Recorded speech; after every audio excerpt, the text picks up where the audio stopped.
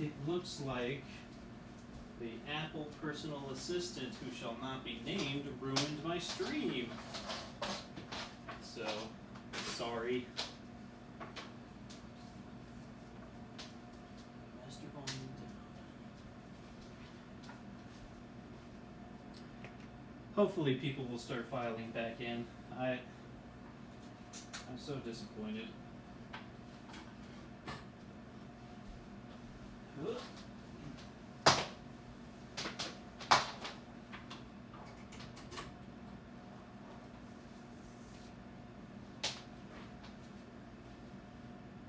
Okay. Yeah, it shows me live. So, hey everybody. Sorry about that. My my Apple personal assistant on the iPad decided to interrupt the live stream because it thought I said its name. Oh. So yeah, my apologies, but I'm just setting up. Oh yeah.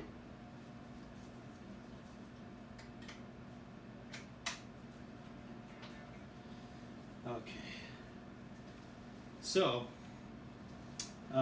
today I've got, I call her Sheila. She's a Gretsch. Lovely, lovely Streamliner Gretsch. 2215. Love this thing.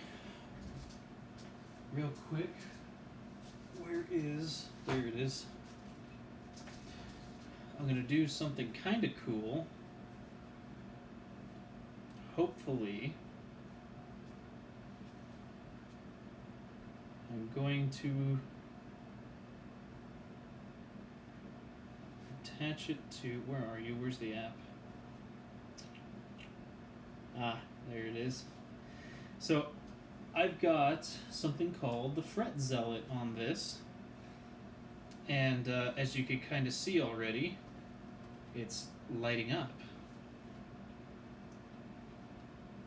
So let's do rainbow for my daughter because I know she loves rainbow. Kind of cool, huh? Well, it's kind of bright in here, so there we go. You can kind of see a little better. Okay, so enough dilly-dallying with that. Ooh.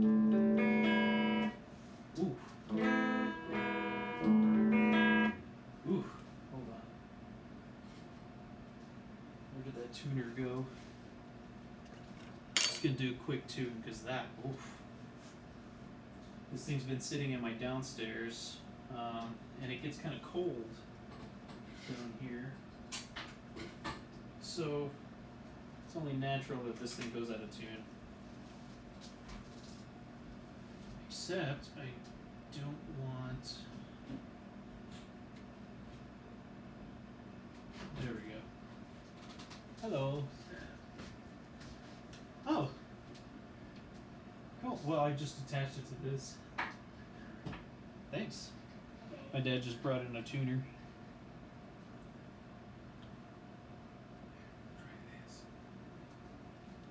Oh. Hello. You gonna tune? Okay. Oh yeah, this thing was way off. Also, let's take our gloves off.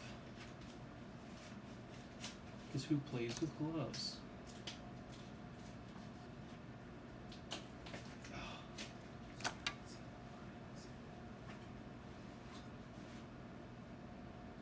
Okay, bear with me while I tune this thing real quick, because I cannot stand a guitar that is just out of tune and awful.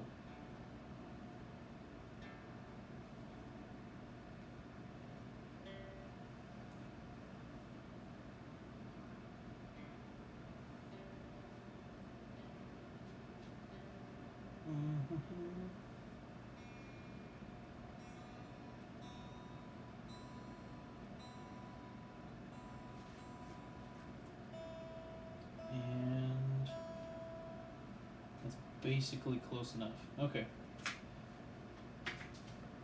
Excellent.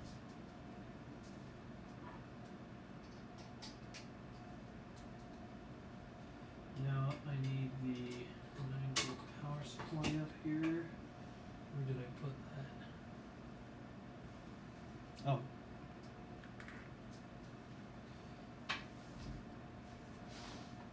And just so you guys know, I am also going to be hearing this pedal for the first time. Ooh, yeah. So it's going to be pretty exciting, I think. That can go there. And then this can go here. So the setup is complete now. I can't turn on the power supply. And so without the pedal, here's my clean tone. Let me know how you guys, like whether you can hear it or not. Let me see if I can't get a better angle here. So, I don't know if this is better or not, but at least you can see the guitar.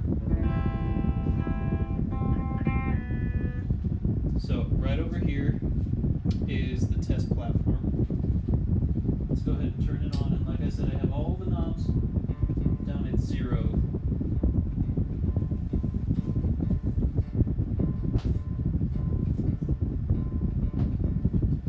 Perfect. There's something wrong.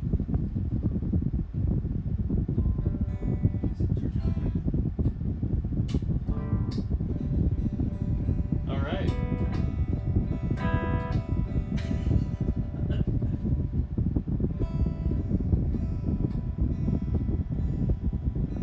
Okay. Let me take a quick look at what's going on here, because it should have 9-volt power.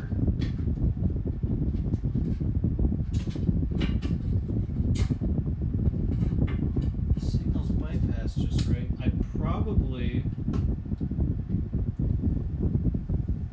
let's see. I'm gonna check the connections first, see if I didn't screw something in right. Then I'm gonna take a quick cursory glance at all the solder joints. And this is the beauty of testing things. See, if I hadn't have done this first, then I never would have known that there was an issue, and I would have put this in an enclosure. Yeah. Been there, done that. Got this t-shirt, got that t-shirt, yes. Definitely been there, done that with this. Now, I might have burnt the fuse on here, because there is a little fuse, that little brown thing right there. That's a fuse, so I might have burnt that.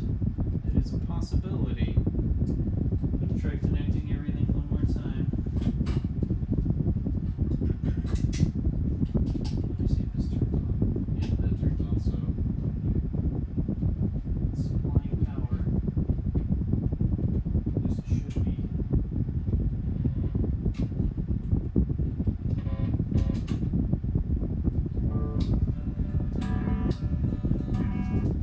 Yep, I'm going to check that fuse real quick. Let's solder a fuse, everyone. Put this back.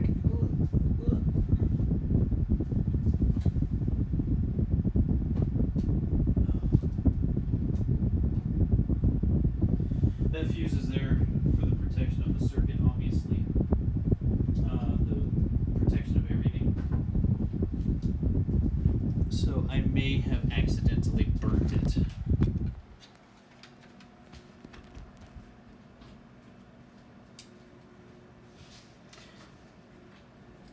So let's take this fuse off real quick.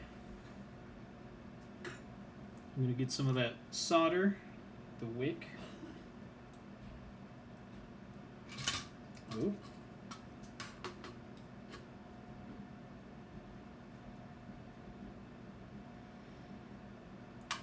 And like I said, this is exactly why I got this test platform, because imagine putting this inside of the enclosure. Hey, what's up? I believe that's John, right? I was just about to test a Reza Rekt. I got this test platform here that with these screw terminals, and of course it's not working. It went bust. So I'm going to see if it could have been this fuse that I put on here. In fact, I got a whole bag of fuses just sitting right here. So I'm going to cut this one out, clean up its little solder holes, insert a new fuse, and see if that was the issue. Come on. Come on. Oh, there we go.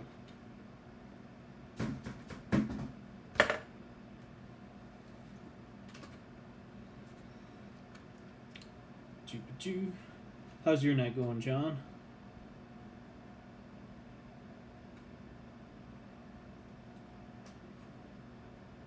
Mine's going about typical here. Issues, you know.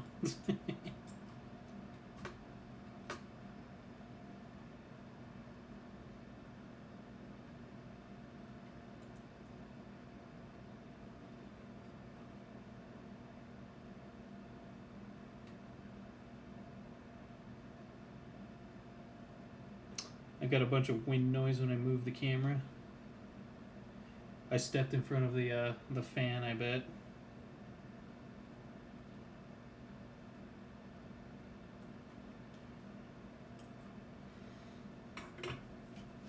Yeah, Nathan, I'm not 100% sure if it was the fuse. I'm guessing it was, just because of the nature of a fuse. Like, it's one of those designed points of failure, if you will.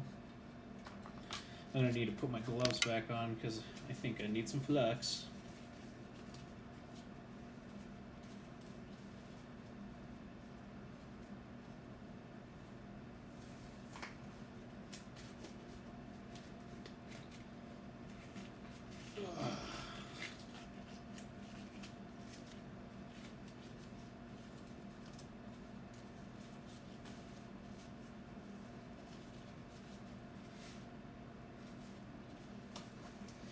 Good here in Rockford, Illinois. Just finished a round of mini golf with the kids. Oh, cool. Mini golf's always fun. Doesn't matter what age. It's in the 70s. Wow, it was like 50 something degrees over here, I think, today. Okay, let's get some mildly activated flux going here. Nasty stuff if you get it on you.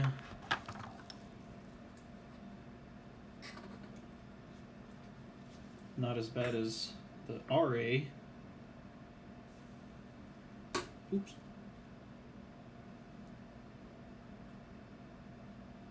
There used to be this, it might still be there, I don't know. I haven't been to my hometown in a long time, but there's this place called Mulligan's. It was really fun. I used to go there, mini golf. They had go-karts, they had laser tag and arcade. It was a family fun center. It was great. Don't see many of those around anymore. I mean, particularly out here in Wyoming, just because this is more of like a county fair kind of culture, I guess, with tractor pulls and things like that.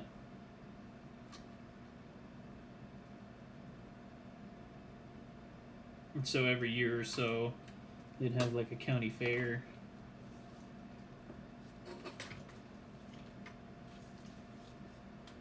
But no more family fun centers. Have to go over to like Rapid City in South Dakota to get into some of those anymore.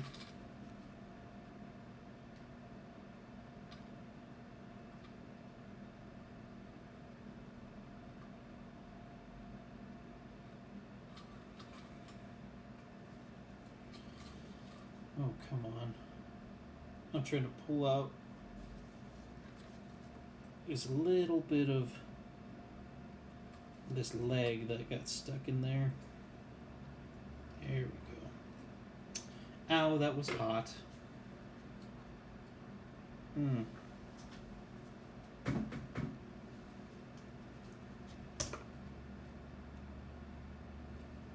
Still need just a little bit more solder in there. Let's get some more flux. We're supposed to get snow over here Tuesday and Wednesday, which is just, snow is a 4-letter word out here. I mean, it literally is a 4-letter word, but you know what I mean. It's one of those like, oh, you shut your mouth. You don't say those words. Because nobody out here likes snow.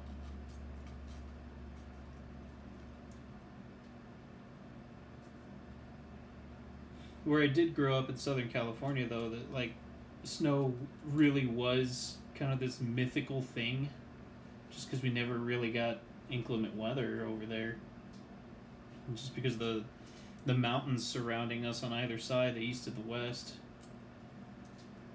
kept out a lot of bad weather. But so we were always excited. I think like 2 times in my life growing up there was like varying degrees of slush on the road. It wasn't even quite snow, but I was mesmerized back then. Nowadays, if you told me, hey, there's snow outside, I'm, oh my god, I don't want snow.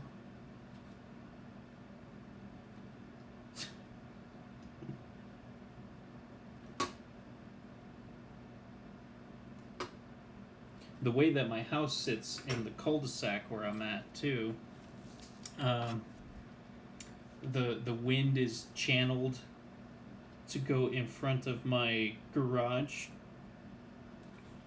and so you'll see the neighbor's yard has like literally that much snow on it, but then you look at my like right in front of the garage door, no way to get in or out or any vehicles in or out. Like, without any sense of exaggeration, like 6 feet tall snow drifts. It's like, oh god, this house sucks.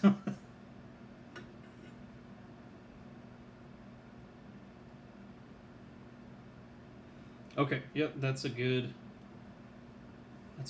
tip there, Nathan. He said, before I power up again, use my ohm meter to make sure that I don't have a short between the 9 volts and the ground.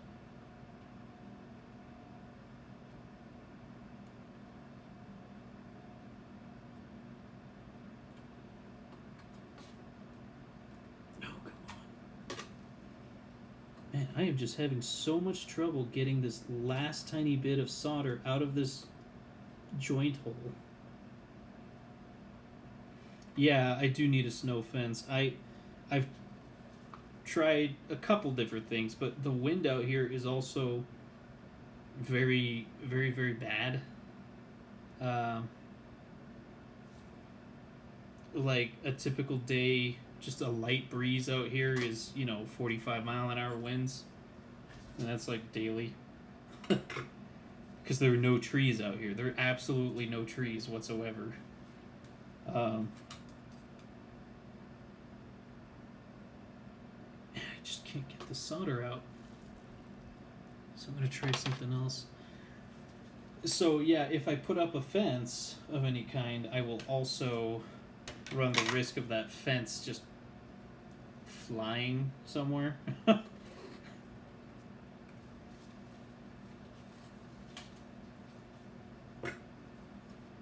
It's not ideal.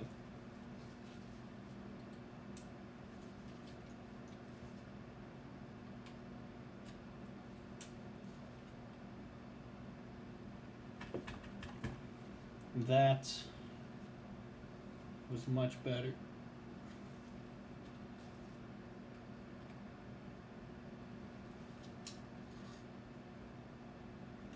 Okay, let's go up a size. What I'm using right now, because I can't get I was having trouble getting solder out of one of these holes. Is these little they're basically just hollow. They're almost like needle points. It's going to be impossible for the camera to focus, but they're hollow. So there's nothing down the middle, and what you do is you heat up one side of the hole and just punch right through, and the solder hopefully either gets sucked up in there, or let's see. Okay. So what John asked was, what's the benefit with using flux versus solder with flux already in it? I use solder with flux already in it for pretty much all my purposes. Like this has a rosin core, so does this tiny little thing right here. What the flux does is it gets rid of any oxidation, because when you heat up metals, you get a layer of oxidation. And that oxidation will stop you from being able to heat up the metals more. So when you have flux on here already, your soldering iron is constantly hot. Okay, so it's got the tin and the lead and whatever else makes up your solder already on here, but because it's constantly hot, it will get a layer of oxidation. It kind of turns this like brownish color and whatnot, or a white milky color. So what will happen then is you push the actual solder onto the iron, and it will not melt because this is oxidized now. We're getting lag. Sorry. But yeah, if this is oxidized, this will not melt. So if you have flux in here already, as soon as it starts melting, it'll deoxidize the tip of your soldering iron. So that's why I always use it there. The reason I had to use this type of flux as opposed to the rosin that's already in here is because I had already had the solder on whatever it is that it was on. So I had already heated up the solder once. It already boiled off all the rosin that it had in it. So now it was just the bare metals. And the more that I heat it up, the more oxidation that happens directly on the joint itself. So now the joint wasn't heating up and melting because there's oxidation on this side. So I had to put some of this on here so that when I heat up the flux, the acid starts chewing away the oxidation basically all around the part, so then it would start melting. So the rosin core in the solder is basically for the oxidation that happens on your soldering iron, basically. Because if you don't have that rosin core and you try and put solder directly on your iron after it's already oxidized, it just won't melt, ever. So that's why they also make these like brass bristle pads here, so that when you scrape your tip, it scrapes off some of that oxidation. Also, incidentally, on bottom, underneath the brass thing, there is this layer of rosin. You can see it boiling off. So if I hold it long enough, it starts boiling into that rosin. I don't know if you can kind of see the smoke. So yeah, I would have both. To answer your question, I would have both rosin in the solder itself and also a separate bottle of liquid rosin to apply to a joint that has already been soldered heated up several times, and now it has oxidation on that joint. Okay, so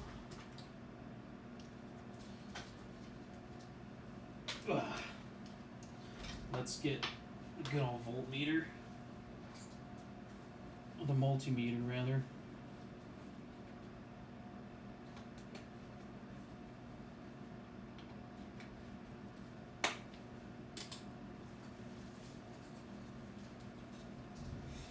And check out this. The two sides are plugged into these they're like tweezers. So I got the negative side here and the positive side here.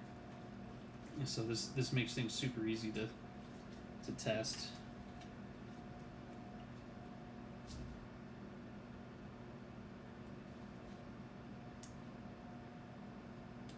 Oops. Come on.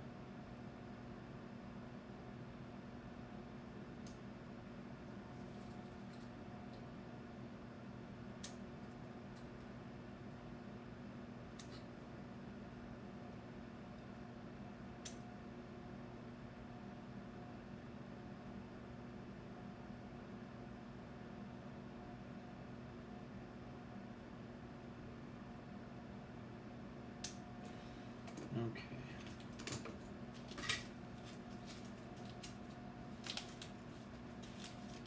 Is anyone else experiencing lag? Sorry if you are. I'm getting a notification that a little bit of lag. Okay.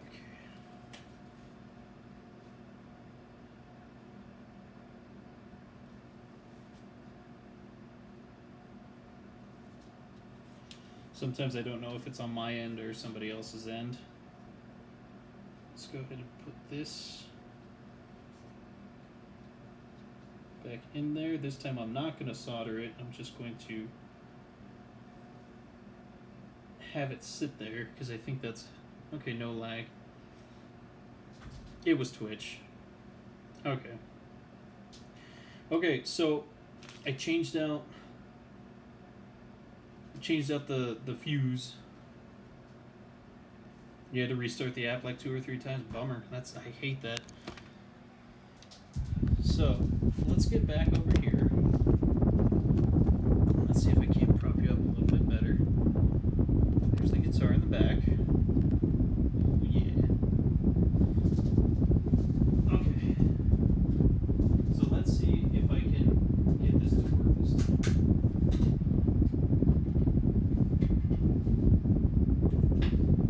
Because if not, then I'm just going to continue on with building the pedals, and I'll just set this one aside knowing that there's something I need to look for on it. Okay.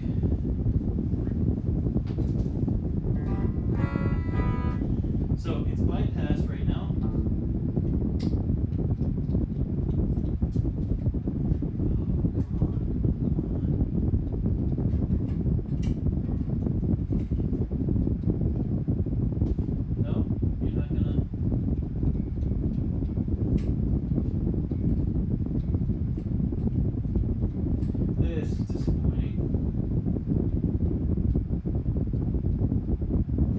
You know, I know why it's not working.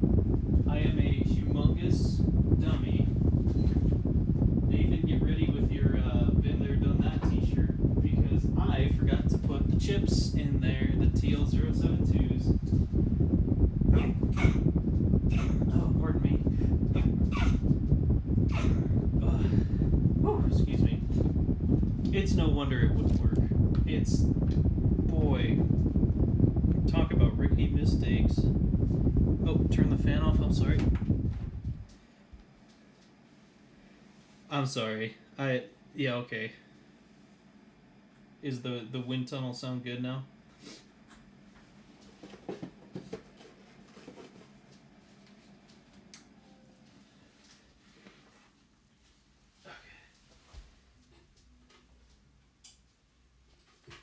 I cannot believe I forgot to put the chips in there. Yeah, that would do it. No kidding. So let me unscrew this from its platform, and I will show you exactly. Okay, yeah, the fan was blowing. I'm sorry for that sound. Guess I moved it right in the way of the fan.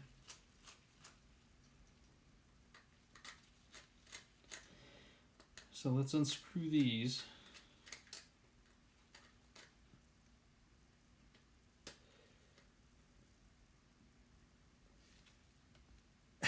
Can't op amputate without the source of the amputation.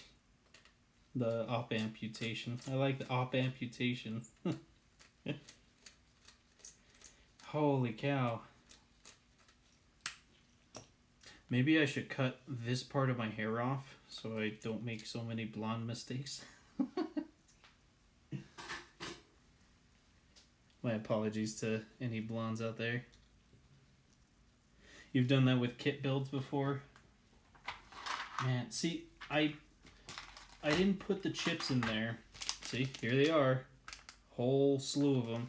I didn't put the chips in there because normally I do from the start. But the truth is, you could ruin them with static electricity. It is possible. So this time around, I kept them off. And like a dummy, I never put them in.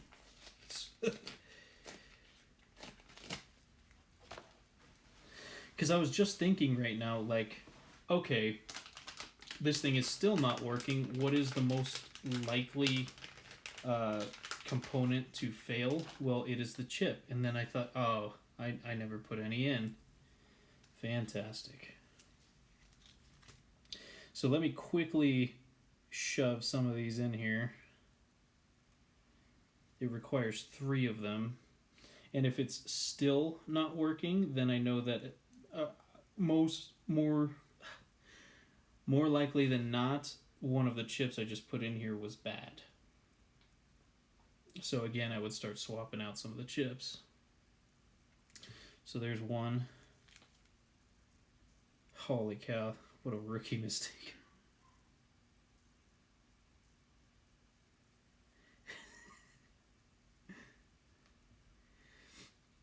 It's like, well, I don't know. The car just won't go. I don't. Did you turn the key on? Oh.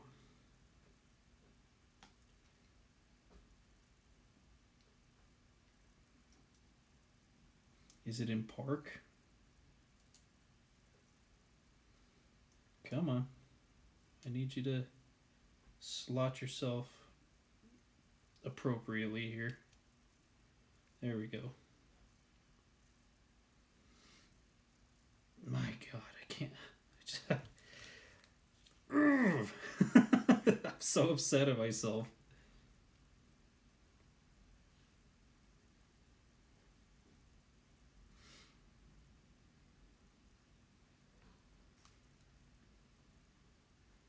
Because I probably didn't even need to mess with all that flux and whatnot. All that resoldering I just did. I actually didn't even solder it in this second time because I just have it sitting there. Oops. Okay, now I need to screw it back into its platform and then see if I made a dummy mistake again. Or if it'll work this time.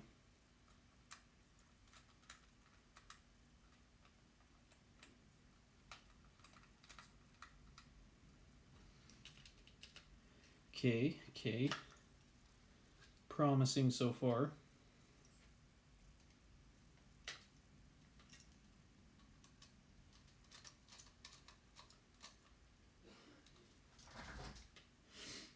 If this is the worst thing that goes wrong with a build, it's been a good build. You know, there's truth to that.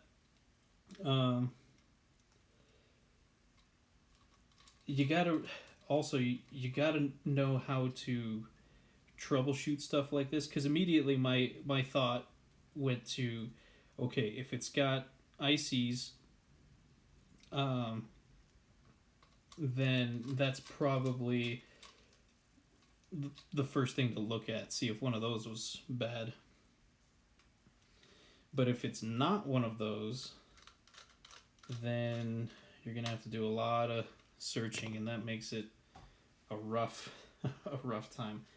Okay, let's try this again.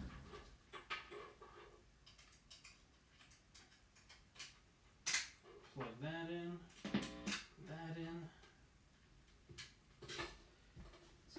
power supply going. Alright. Test number 3. Bypass signal. Woo! Gotta turn that down. Let's turn down some of these knobs. Like I said, this is going to be a very noisy test. Because it doesn't have its enclosure. It's just completely exposed to all the energy, including the 9-volt power supply. So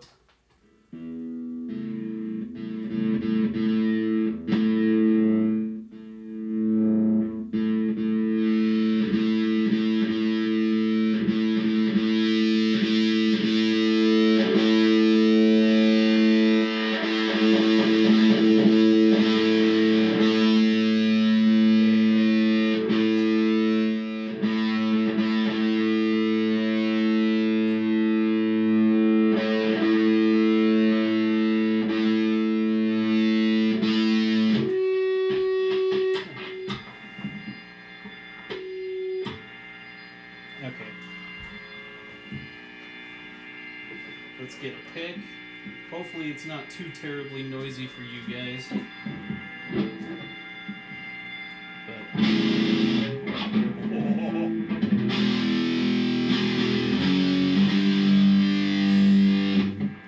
whoa. You like that sound?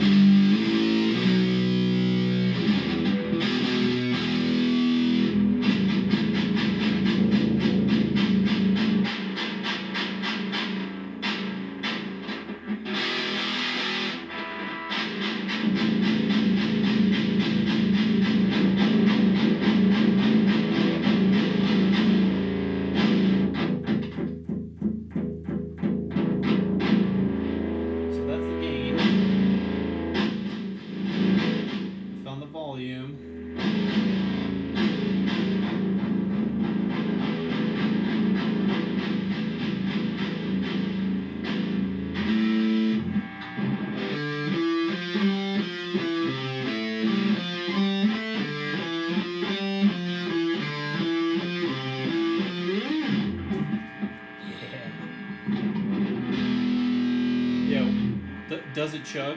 Well, I think maybe. So let's turn on, or let's change the toggle switch.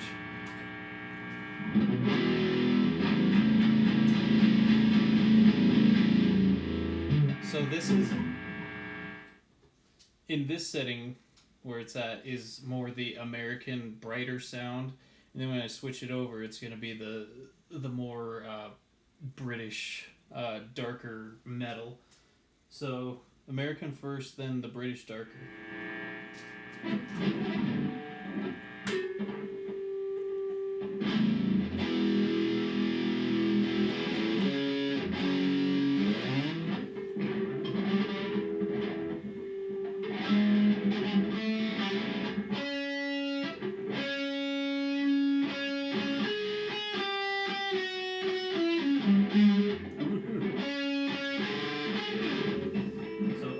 Right there. Let's go with the British.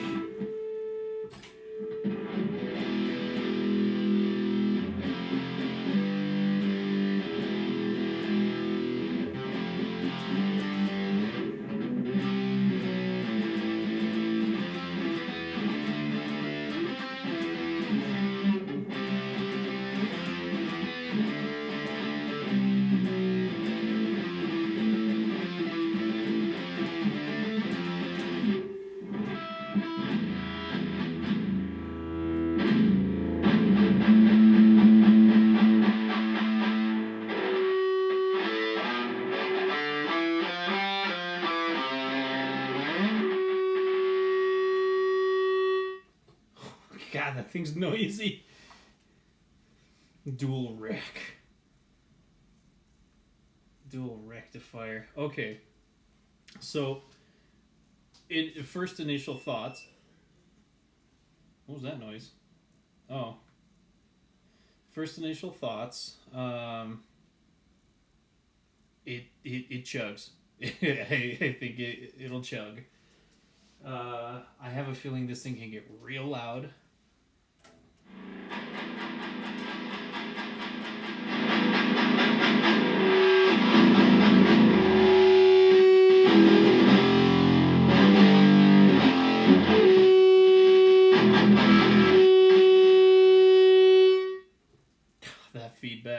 It seems like also this guitar seems to be part of the feedback issue because this Filtertron right here, or Broadtron is what it actually is what's doing a lot of the feedback. If I go over to the P90, surprisingly, the P90 seems to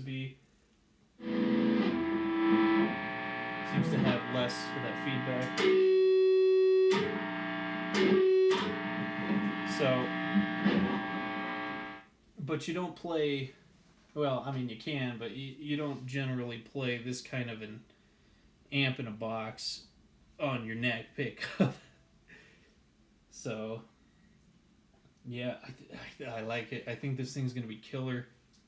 Oh, I'm so happy. I'm so happy it worked out like that.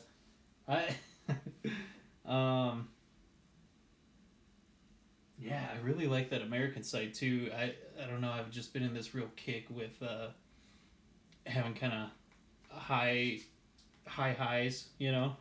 Like take the tone knob and just crank it all the way up. I don't know. What do you guys think? John said he likes the sound. I'm glad. I don't know how well it's coming through my headphones.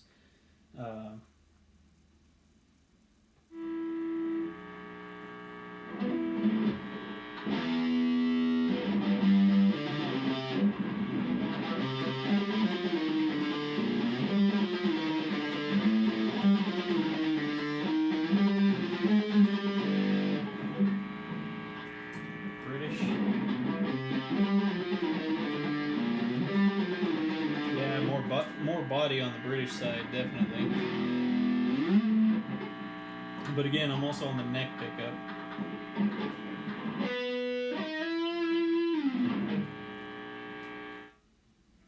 I don't know. I'm kind of pleased with it. Once I get it in an actual enclosure, like you're saying, it should clean up most of that noise. Like I've literally like there's the there's the amp down there. Here is the actual test platform. I got lights everywhere, and here's the 9-volt power supply right here. Just kind of the wires hanging real close, so lots of noise to be had right now. But I think it's killer. Oh, hold on a second. We got a different guitar. Thanks. Check this thing out. Isn't it wonderful? Epiphone SG. But this one just basically has the stain. You can feel the open pores on it. It weighs absolutely nothing, and it has 2 killer P90s on it. This is my dad's guitar. And it absolutely shreds, and there's my dad.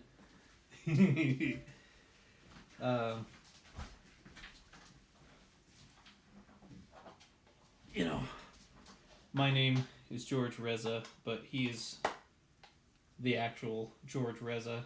We both have the same name, but he's Prime.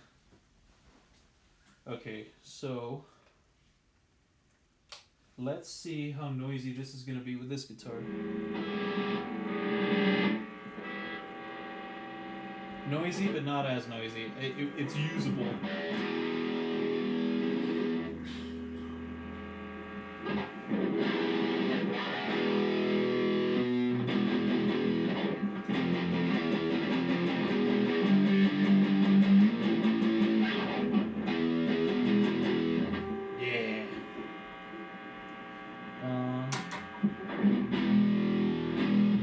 I'm still on the British side.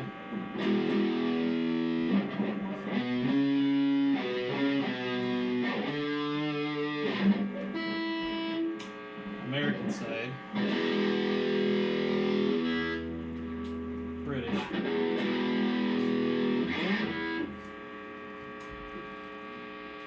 Let's mess with some of the knobs here.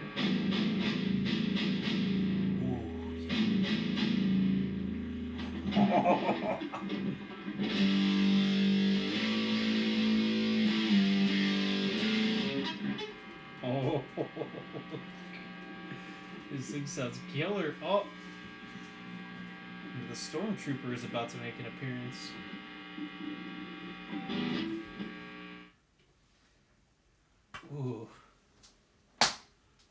this. God, this thing is killer. This right here is my Squire Contemporary telly with the Kerry Katona Atomic humbuckers, the rails over here, and then the regular humbuckers, and yes, the switch is in the back so that while I'm playing I don't knock it. And I call this the Stormtrooper because it's white and black, and it's just mean, and it's pearlescent. You probably can't tell, but this thing's just brutal. I love it. And it should be drop D tuning. Maybe a little out of tune, but we'll see.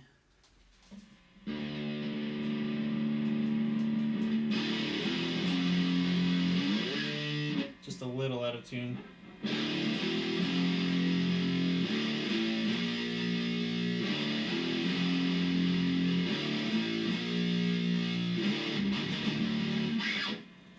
Oh, this thing is brutal.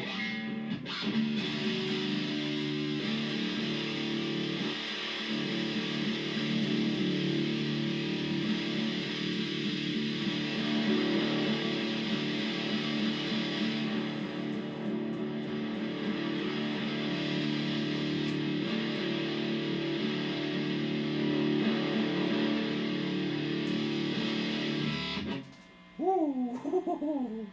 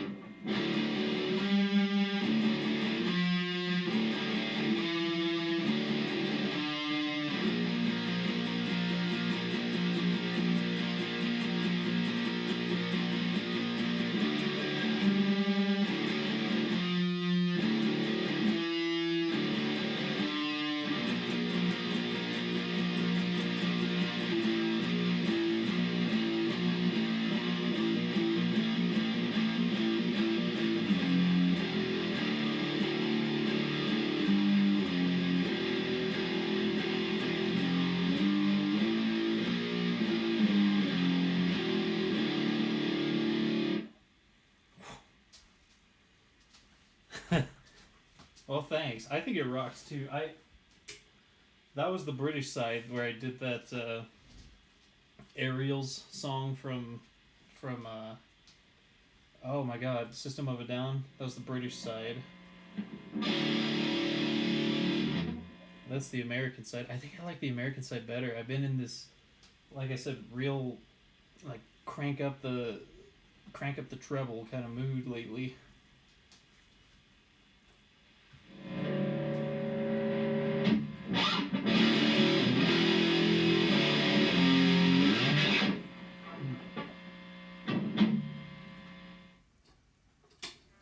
Oh, so that's the Reza Rekt. Yeah, I'm pretty pleased with it. Okay, oh, thank you. I don't know, what do you guys think? Will it melt faces? I think so. I think you could probably get it to melt faces, but it's the exact sound I was hoping for, which really pleases me because, you know, coming up with a design and then kind of testing it out a little bit, and then, you know, creating a final product like this and then testing it out again is kind of scary sometimes. But I think it turned out well. The key is to put in the gosh darn chips. Because, yeah, oh man, I can't believe I did that. That was so dumb of me. So dumb. But yeah, I think it turned out very good. I don't know how well it went through my headphones, like I said. So hopefully, yeah, I gotta turn this off. That was played through my Supro Delta King 12.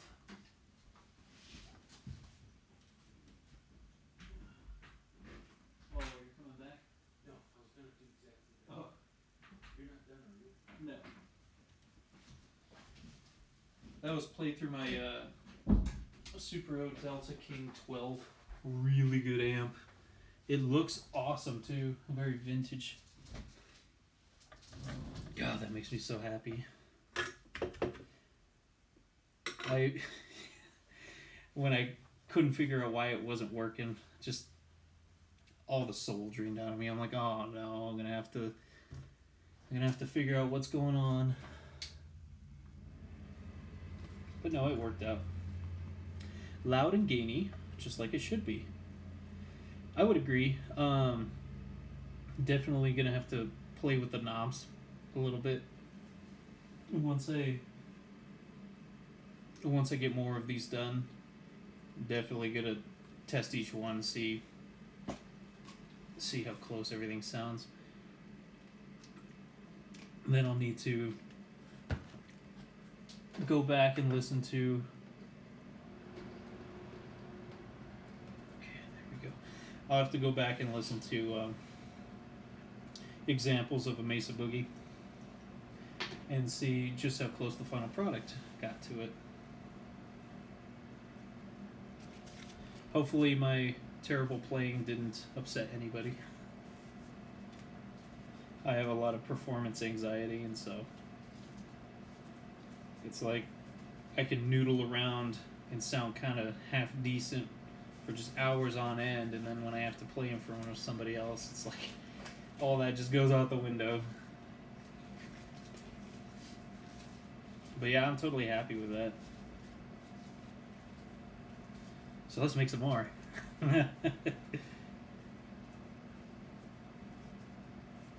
You're numb to out of enclosure noise at this point? Didn't sound odd? Okay. I mean, other than that massive feedback that we were getting with the Gretsch. But I think that was that was definitely the Broadtrons doing that for sure. I don't know how close you could tell everything was, but it was like the amp was just 2 feet away from me, kind of thing, you know. So yeah, I'm gonna get lots of noise with that. Let's move this out of the way.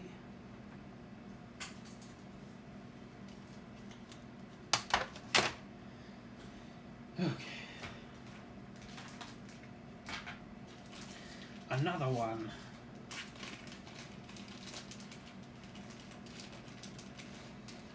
Woo! I'm happy with that. I'm super stoked. I did do, and my internet was crapping out at the time, and so I got booted off the live stream like 12 times that day. But a short while ago, I did one of these fuzz pedals, and I put it on that test platform, and I had apparently ordered the wrong transistors. I got medium gain, low noise, and I was like, oh, I need the high gain, low noise. Shoot, what do? Do I just wait for some? Do I find a replacement? It'll have 5 controls, to answer your question, John. And where was it going? Oh, I tried it with the low noise, medium gain, and it sounded pretty decent for the fuzz, but it didn't have that real punchy, like cut through mix, guitar solo, David Gilmour kind of sound to it. I needed the sustain to be a lot higher on that thing, the fuzz to be a lot higher, and so yeah, when I tried to test that, this thing was the guitar was just squealing out of control. I was like, oh no.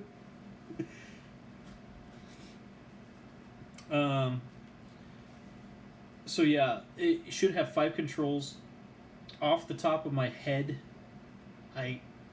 because again I don't have the specs on me, because design to test to making it and all that stuff. It's just been a while and I've forgotten. But we got master volume on this side. We have gain on this side right here, and then the top 3 are the EQ, and then the toggle switch, like I said, will go between your darker, chuggier, kind of a little more full-bodied British style amps versus American metal that's just like super bright, you know. Which I was kind of digging that American one. Okay, so where do I start?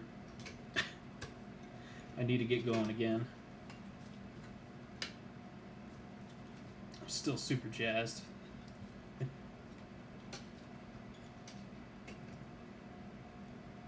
Okay, so let's start with the tiny resistors. And if you didn't catch the previous stream, these are going to have 1/8 watt resistors, so they're pretty tiny. I'm thinking I'm going to change that in the future after this first batch. I think I can get it to, or I have the 1/4 watt. It's a little easier to use, but I think I can manage it. Oh no, let's start with the sockets, the IC sockets. That's what I generally start with. So now I could turn back on this music.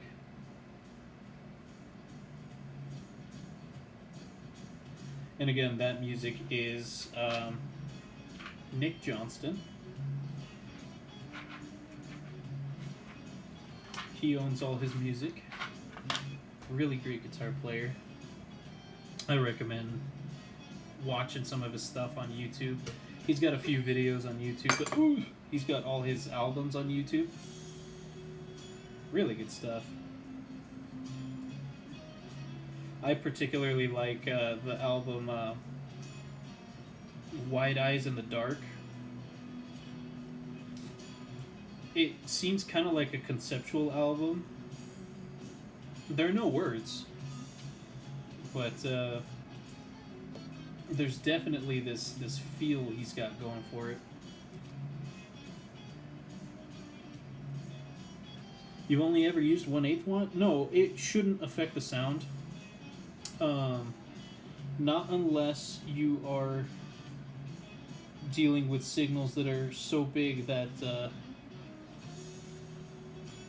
yeah, exactly. Only how much power they can handle. If you send like 3 watts through a 1/8 watt resistor, you're liable to just blow a resistor, you know, and then the rest of the circuit will not work. I don't think there's any kind of like voltage sag or anything that happens. It just kind of breaks the resistor, which is a know-nothing part. So I mean, you're not out a lot if that happens.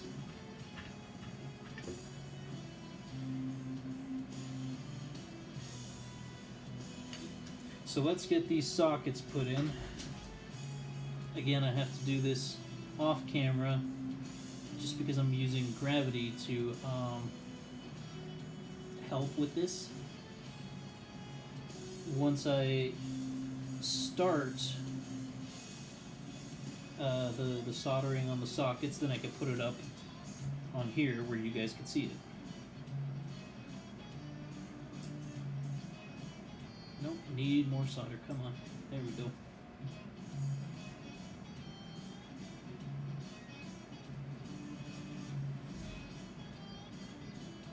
Yeah, then it becomes a fuse. It kind of blows, and so it separates internally, and the circuit just stops.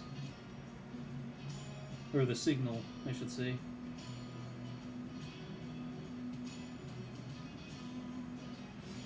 I don't like the way that came out. Let me do a little bit of a resolder.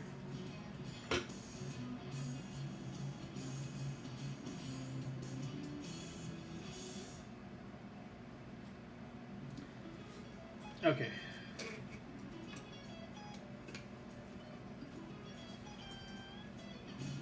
Do-do-do-do.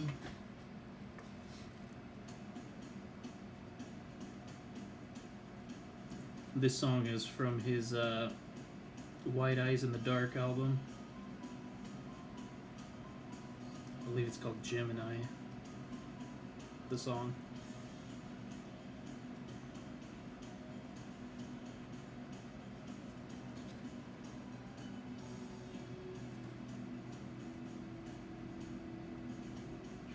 Now, once I get these sockets on here, then I could start on the resistors.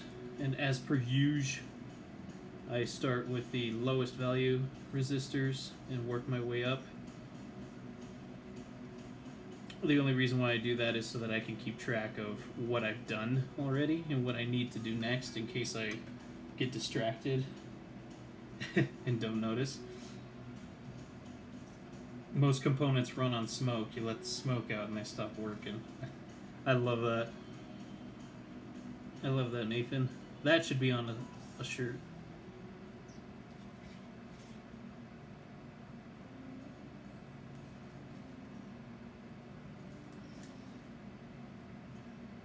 Yeah, all his albums. Well, I shouldn't say all, because I was talking earlier about his most recent one where he starts singing, and it's not very good, in my opinion. But all the rest of his albums are instrumental, and it is just. He's so good. He plays a Strat style guitar, but it's a Schecter. He actually has his own signature guitar from Schecter, and you know, when he was making the specs and everything, he felt a little uncomfortable because he's like, well, this is how I would have my guitar, super awesome and with all the high-end things and all that stuff, but like I want a guitar for the people, and they're like, hey, we could do two lines. So there's an affordable signature guitar of his in multiple colors, to include like pink and orange and some killer colors, silver, and then he's got his very high-end spec one. So Schecter was kind enough to do both, because Nick felt, the average not so rich player out there should be able to enjoy this too.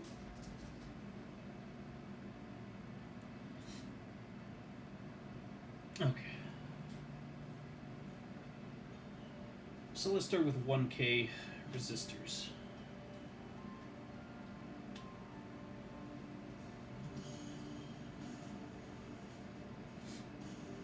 So I got 5 of them in this circuit.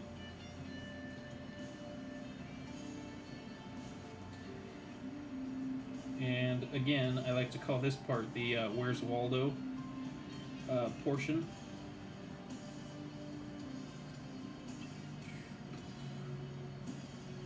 And if you guys haven't seen Nick Johnston's Schecter guitar, his signature guitar, I recommend looking it up, because, I mean, it looks like a Strat, but the colors, oh, it's got an orange one, it does things to me.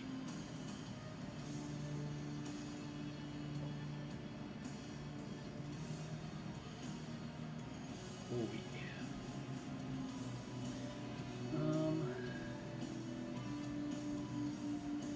There we go.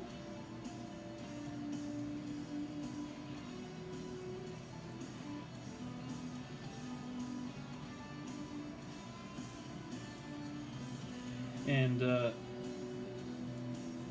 this Eyes in the Dark, or White Eyes in the Dark album, it's also a concept. I think it's a concept album. because it's got this real cool artwork and this thematic thing going on with it. It's real cool. Like, you can almost imagine your own story that goes on with it just based on the title of the song and the way that it sounds. I love albums like that. That's why I like groups like Dream Theater. They have some real good albums like that where it kind of takes your mind on a journey.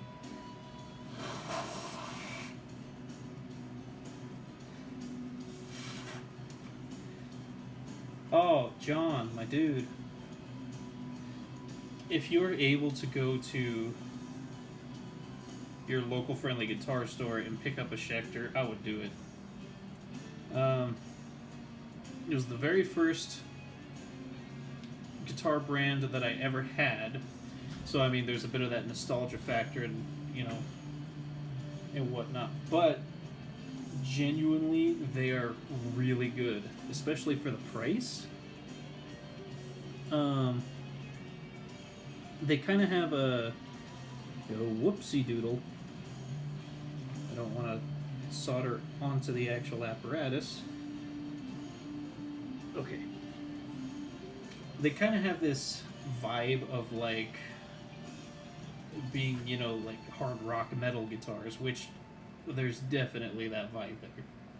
Because a lot of their designs, like the Damien and I think they got like a Hellraiser and just, you ain't playing Chet Atkins with that. But I mean, beside that, they're just really good guitars. Like, I had a Schecter Corsair when I was in Turkey, and that thing was, at the time, it was like the most beautiful guitar I'd ever seen. It was, it kind of looked like a 335, with the F-holes, large body, curves like a woman. But it was this beautiful, deep walnut stain color, and you could see the grain underneath, and it was so lovely. I no longer have that guitar because I ran into some financial straits after I got out of the Air Force and had to I had to sell it, which is unfortunate because it was a beautiful guitar, played incredibly well. And this was when I was just like a guitar dum-dum, which I still am, if I'm honest, but I had never once set up a guitar, nor did I know that a guitar had to be set up. But as I recall, like, the intonation was perfect out of the box. Not that I knew it then, I just assumed that every guitar was like that, but thinking back on it, it's like, holy cow, that was, excellent. And that's a reputational thing with Schecter too. It's like so playable right out of the box, even with their basses, no setup required kind of thing. I mean, it's not always like that. I'm sure there are the exceptions, but it's generally the case. Schecter's great.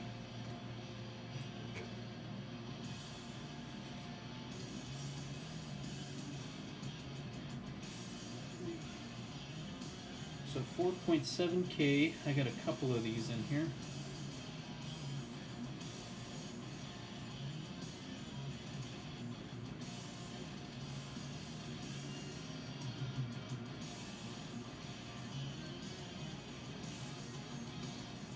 But yeah, if you can, I recommend going and checking out a Schecter. Particularly the Nick Johnston one. That's one of those, like, dream guitar kind of things.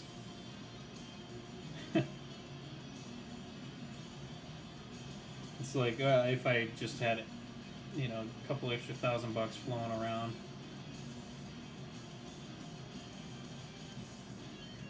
Come on, where's the other 4.7K? There you are.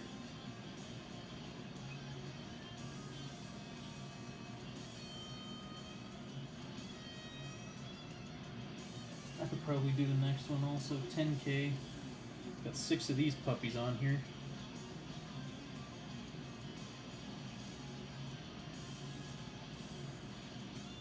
Okay.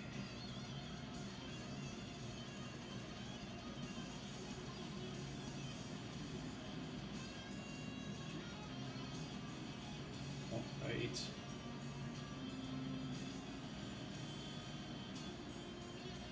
So I mentioned Rammstein earlier. Is anyone a fan of Rammstein?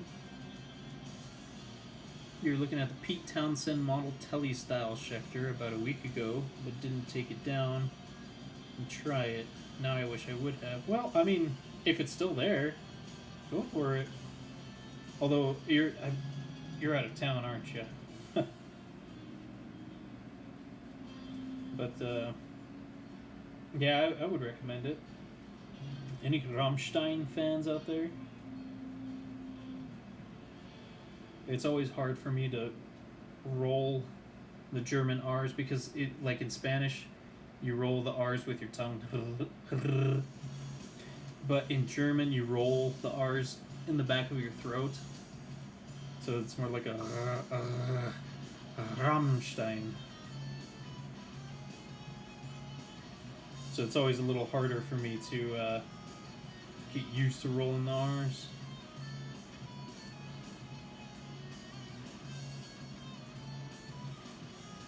Yeah, if only we had a couple extra $1,000. All right. Good night, Nathan. Thanks for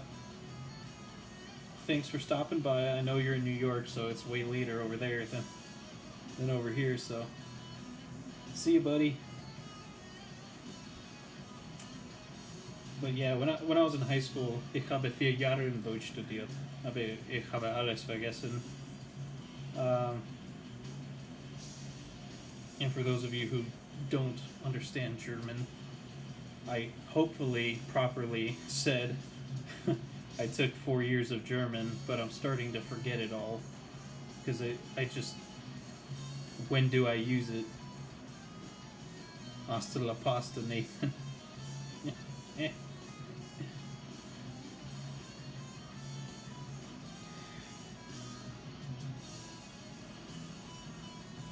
You're not familiar with Rammstein? Oh, interesting. They're a German rock band from... I don't know how far into the 90s. If they were in the 90s, it was late 90s, but definitely 2000s and 2010s and up to today. They're still a big thing. But yeah, real hard German rock with a little bit of techno-y elements here and there. But they're genuinely very good, I think. But you might have heard the one most famous song, Du hast mich gefragt. I don't know. But I used to try and listen to some of their songs to see if I could, understand some of the lines that they were saying.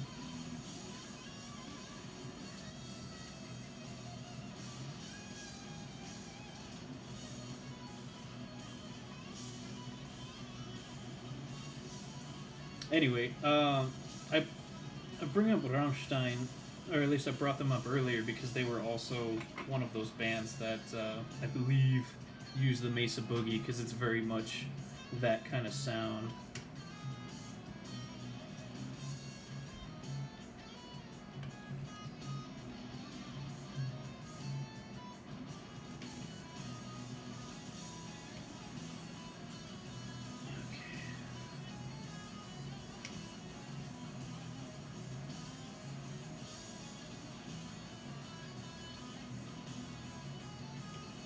Snip, snip. Man, I'm still jazzed that the pedal worked. Because, like I said, it was so disheartening when it plug it in and bang, nothing.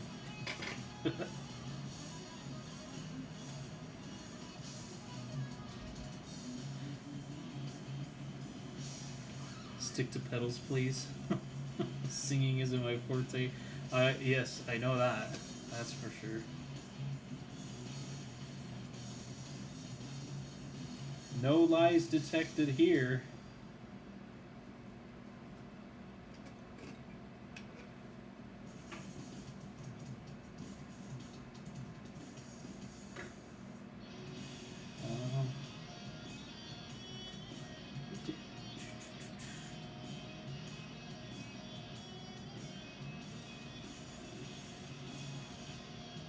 So I always ask this question. Well, maybe I should wait for some more viewers, or I should have asked the question earlier when I had more viewers. But I like to ask, what would you guys like to see in the future in terms of like pedals? So far, I got a couple requests for like a Univibe, which I believe I can. I'm just waiting on the light dependent resistors, the LDRs, but got Univibes right here. But besides Univibes, because I got that fuzz in the works. I just need the proper transistors, and then I'm gonna test it with the proper transistors. Those should be coming in like Wednesday, Tuesday, something like that. So I've got a fuzz in the works. I'm a better singer than you are. Whoosh.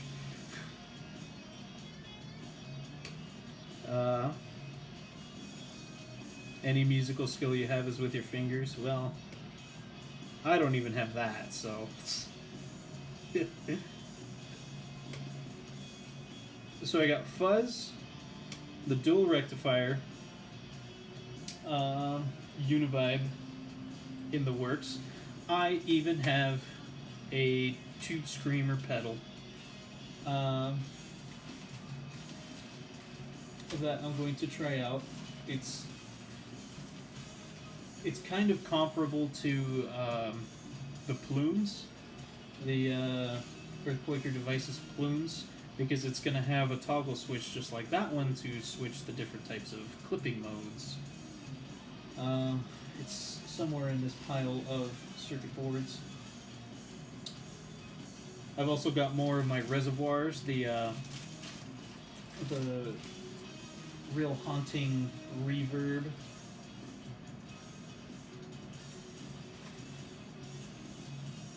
So anyway, those are some of the projects I got in the pipeline, but if anybody has any requests or suggestions or anything, by all means, please let me know.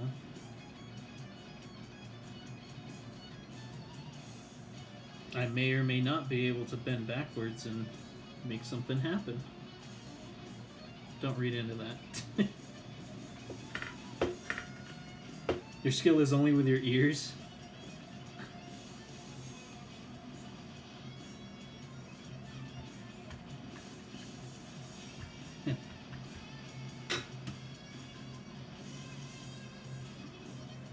Okay, so got the 10K, got the 4.7K, what's next?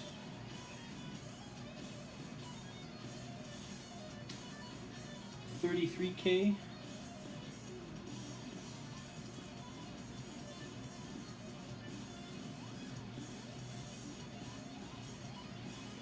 There we go.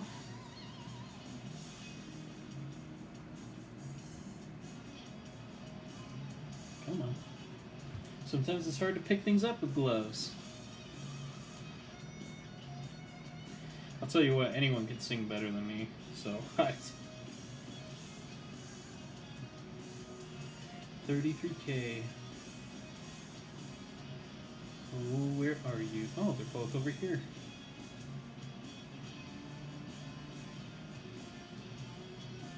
The reservoir sounds very good to you. Well, I'm glad. I genuinely, like, I've done a couple demo videos and whatnot, and there's just no comparison with how they sound in real life. I don't have the best microphone. I got this little microphone that was made to attach to a phone. It's a Shure brand microphone, which is generally good. You know, they're not slouches, but it's also it's probably better than my phone's microphone, but it's not like miking it up with some real good condenser mic or something like that. So, you know, when I'm doing the demos, I get washed in sound. It's like, oh, this is so cool because I have to turn the amp up really loud. It's like, oh, I never get to do this. It sounds so good. And then when I listen to the video, I'm like, oh, okay, it sounds like a little compressed and quiet, and not quite the way that it actually sounds in person. And so, Mike, on the jump, he bought a reservoir, and he said he's been very busy. He probably won't be able to play it till like around Halloween time, which is unfortunate because I'm real curious to know how he likes it. But if you're willing to wait for his review on it, you know, I would do that because I'm hoping that he just loves it, because it's hard to stand out with you know, reverbs and stuff. Like, why somebody was saying earlier, I think it might have been Nick Fry. He was saying like he was curious whether it was different enough from the JHS 3 Series reverb, because he has that. Would it be different enough to justify buying the reservoir? And I think it would, but I also don't want to, you know,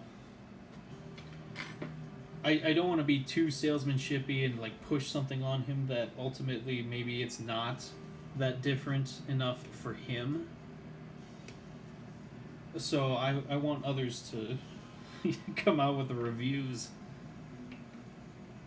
Reverbs, delays, flangers, and tremolos. You know, I actually have a tremolo in mind. I've got a lot of projects to do first, but it was one of the next things I was thinking of starting to get the ball rolling on.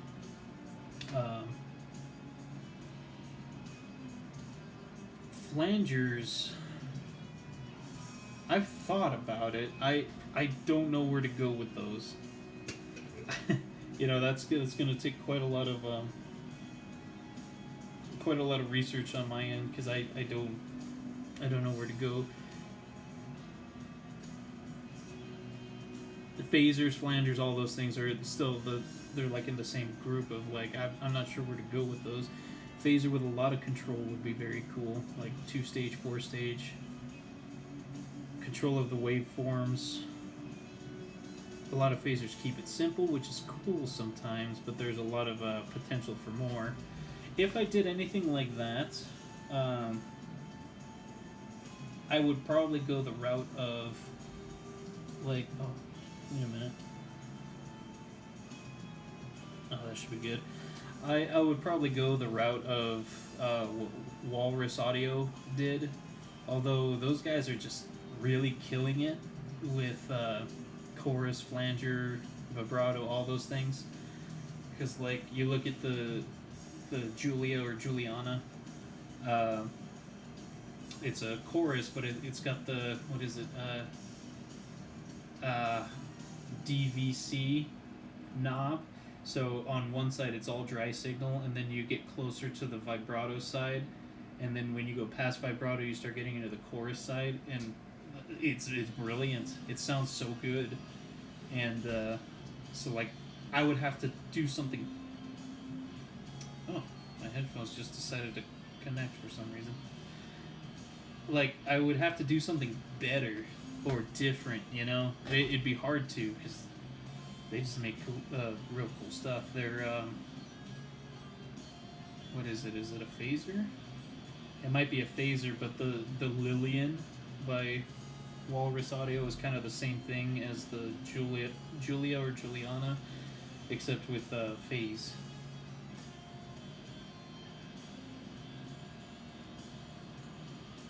So in terms of those types of pedals, that's kind of like the pinnacle for me. Like I would have to reach like that kind of level of engineering or better.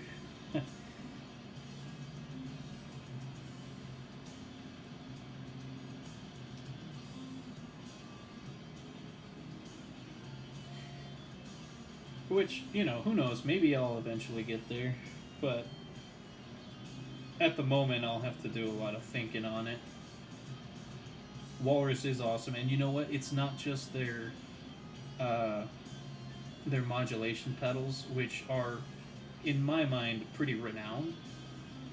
But they got some killer other stuff too. Like when you think of an octave pedal, you know, like a Big Daddy octave pedal, you would think the TC Electronics POG, you know, the progressive octave regenerator or whatever it's called, and that's a killer pedal, but it's like $400.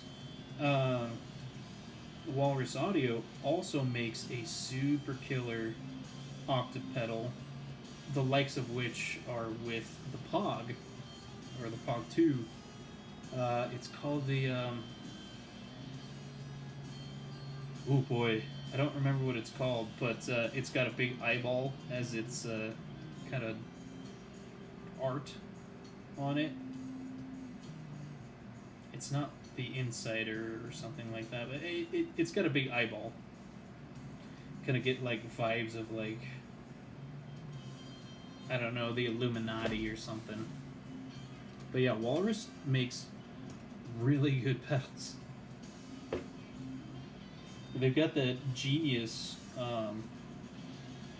It's a fuzz filter auto wah kind of pedal. It's called the Kangra, I think. Kangara. And that thing's killer. Like I'm not a huge, like I'm very particular with my fuzzes, and that one gets real glitchy and sputtery and stuff like that, which I generally don't like. But that the Kangra, with all the extra features that it has, that the auto wah that it has, and all the different filter paths and all that, it's just really cool.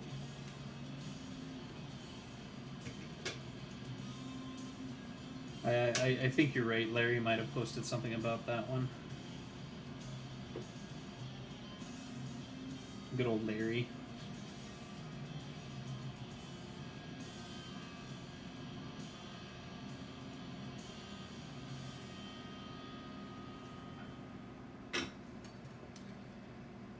Snippy, snippy, snip. So once I finish this pedal, I will have had 1, 2, 3. This will be the fourth one completed. I still haven't tested the first two. No potentiometers on there or wires, but the rest of the stuff on there is all set to go, except for the TL072 chips. Okay, so I just put on 47K. Let's do